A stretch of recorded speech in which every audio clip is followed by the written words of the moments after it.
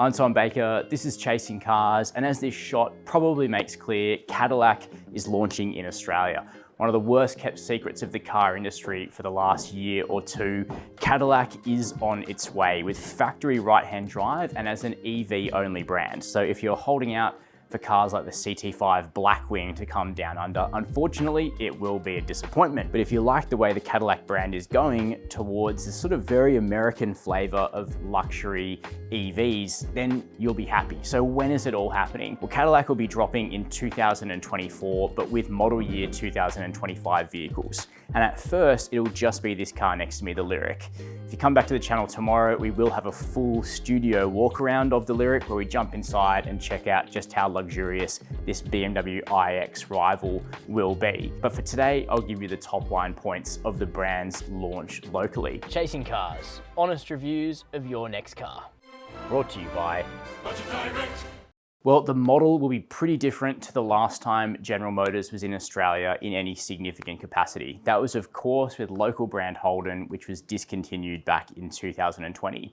Since that point, GM has really only been a presence in Australia in a very small way with GM specialty vehicles, which is concentrated on converting models like the Chevy Silverado pickup truck and also importing the factory right-hand drive Chevrolet Corvette in relatively small numbers. And GM will not be going back to typical franchise dealers when Cadillac arrives in 2024.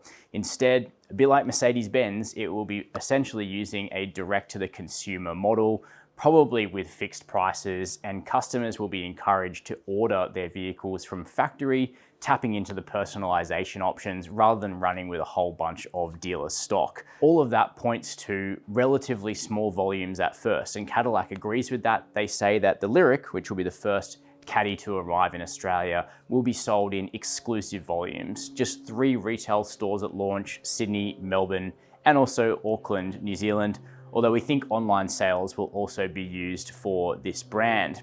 Now, this particular Lyriq next to me is factory right-hand drive. It landed in the country a couple of weeks ago. It is all-wheel drive. It's relatively representative of what we will be seeing in Australia when Cadillac launches locally. If you're an Australian watching this video, you might find that there's a degree of awkwardness in General Motors trying to re-establish itself as a direct seller in the Australian market about 3 years after discontinuing Holden here. Some of that pain still remains, and I asked Cadillac executives that question. They agreed with me that GM does have work to do to re-establish trust and confidence in the Australian market. Effectively, their answer is that actions speak louder than words, and they hope to show Australia that they're worthy of returning to our market with the cars that they release here and the way that they're going to look after buyers. Of course, we'll wait and see. The plans to launch Cadillac in Australia kicked off in 2015. They never considered bringing internal combustion vehicles to Australia. From day one, the plan was to be EV only. And in fact, never will a Cadillac ICE car come to Australia. That's what was told to me today. Even General Motors specialist vehicles is presented from converting combustion Cadillacs to right-hand drive. So if you're looking for a Blackwing or something like that, GM will not be selling it to you. It's EV only. GM specialty vehicles will, however, continue to exist in Australia as a sister brand to Cadillac. GMSV will still be bringing in the factory right-hand drive Corvette, and they'll keep converting Chevy Silverados and also the GMC Yukon, which is going to arrive next year as well. All of GM's Ultium platform EVs are believed to be right-hand drive capable, not just the Cadillac Lyriq and the other electric caddies.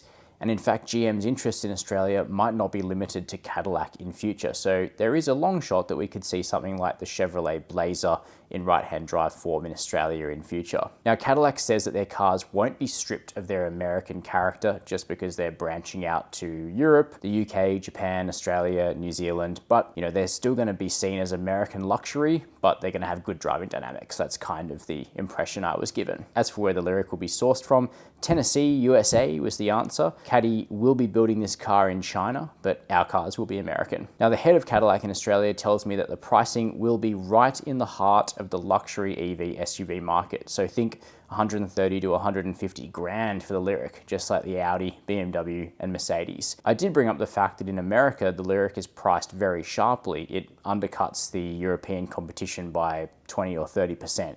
It sounds like that is not the plan in Australia. Right in the heart of the market is what I was told. Now, Cadillac is actually not waiting to see if the Lyriq works out before they decide on bringing other models here. The cadence for future Cadillac launches in Australia is already locked in, and I was told the Lyriq won't be an orphan for long, so look to see something like the Escalade confirmed soon. In the US, the Lyriq has been priced pretty aggressively, even to compete with kind of the upper echelon of something like a Tesla Model Y. I think it's pretty unlikely that we'll see that here in Australia. All of the conversation today from senior GM executives running the Cadillac project locally indicate that the Lyriq is being positioned very much as a luxury vehicle to be sold in exclusive volumes to compete more with cars like the BMW iX, the Audi Q8 e-tron, and the Mercedes EQE SUV. As for the future of the Cadillac brand beyond the Lyriq, well, the executives have said today that the Lyriq is just the start to be the vehicle to lead the Cadillac portfolio in Australia. We know that locally the brand has already trademarked the Escalade name in Escalade IQ EV form, and also the Optic badge, which is a slightly smaller SUV than the 5-meter long Lyriq. So in time, I think it's likely we'll see a broader range of Cadillac vehicles locally, but I would say 6-figure pricing is almost a certainty for the Lyriq. I will have that full walk around tomorrow, so make sure you tune in for that. Let me know what you want to see and what you want to know about Cadillac and the Lyriq in Australia, and I'll do my best to get the information for you. Do that down below in the comments. While you're there, hit subscribe and the notification bell. And as always, thanks for watching Chasing Cars.